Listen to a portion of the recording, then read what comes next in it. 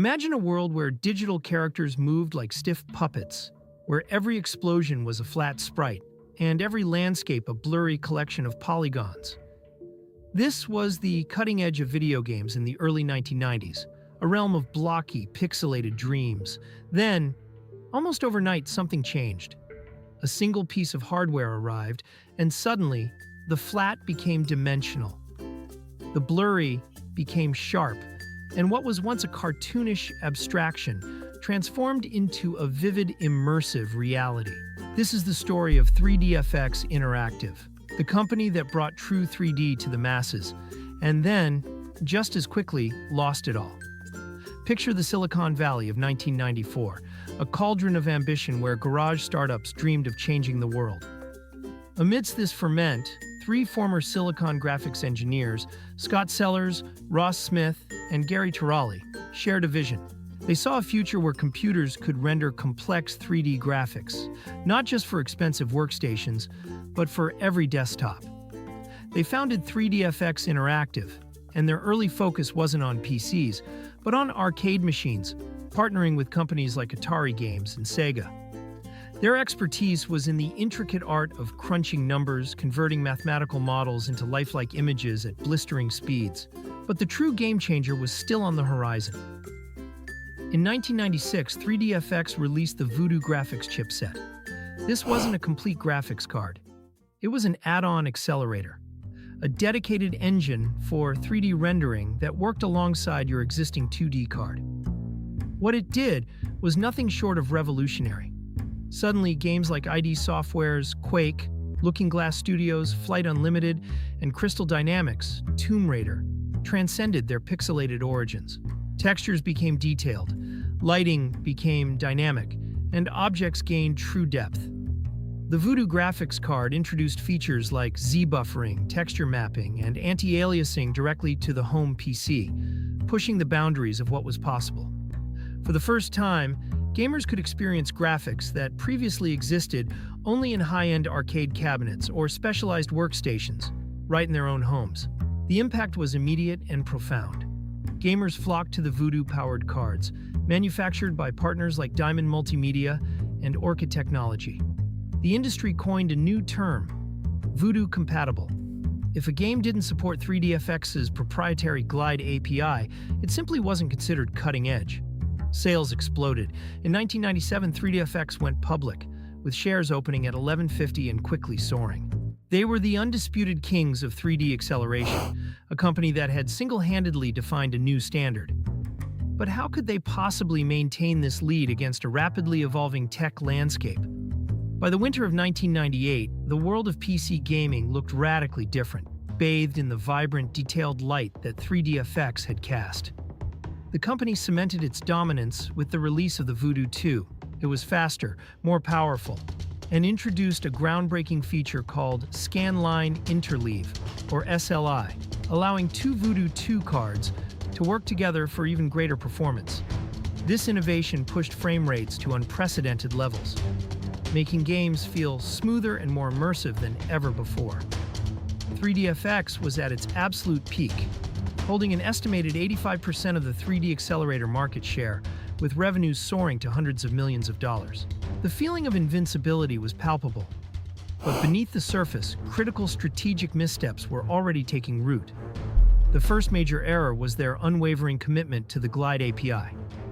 While Glide offered superior performance in its heyday, it was proprietary, forcing game developers to choose between it and more open standards, like Microsoft's DirectX and OpenGL.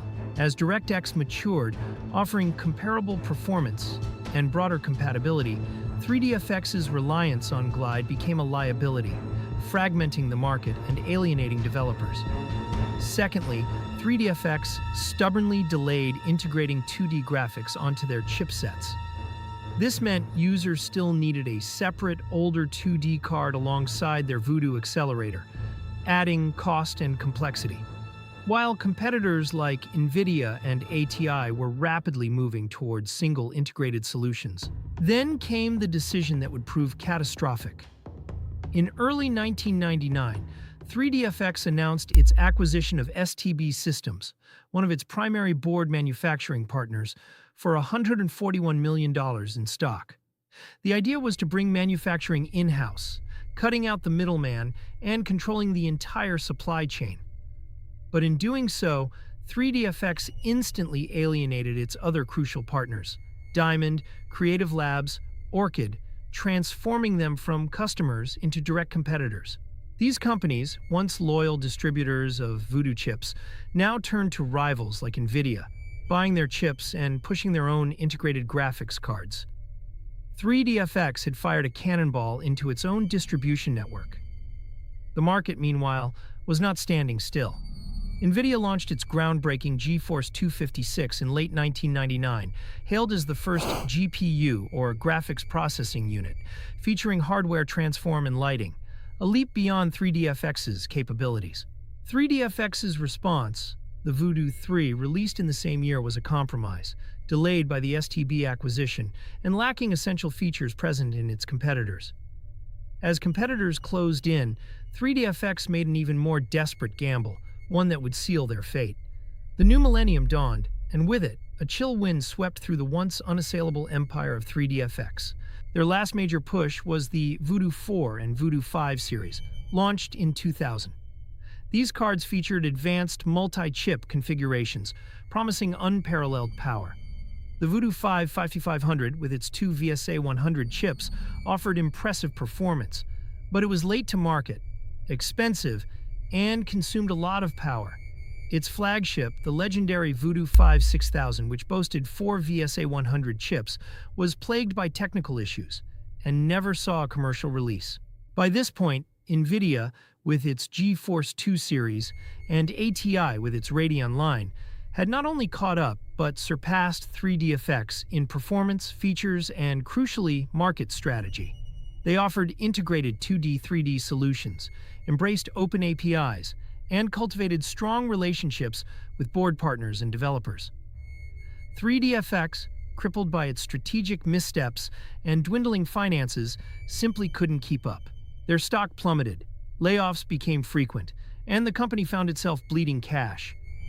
They were outmaneuvered, outpaced, and outmanaged, their once revolutionary technology quickly becoming obsolete in a landscape they had helped create. On December 15, 2000, the inevitable happened. 3DFX Interactive announced that NVIDIA would acquire substantially all of its assets, including its intellectual property, for approximately $112 million in stock and cash. The deal marked the end of an era, a bittersweet closing chapter for the company that first brought truly immersive 3D gaming to the home. Many of 3DFX's key engineers, including founders Scott Sellers and Gary Tiroli, transitioned to NVIDIA, bringing their expertise to their former rival. The technology they pioneered, like SLI, would even see a resurgence under NVIDIA's banner years later. 3DFX Interactive's rise and fall stands as a powerful testament to the brutal pace of innovation in the tech industry, where even monumental success can be undone by a series of critical strategic missteps.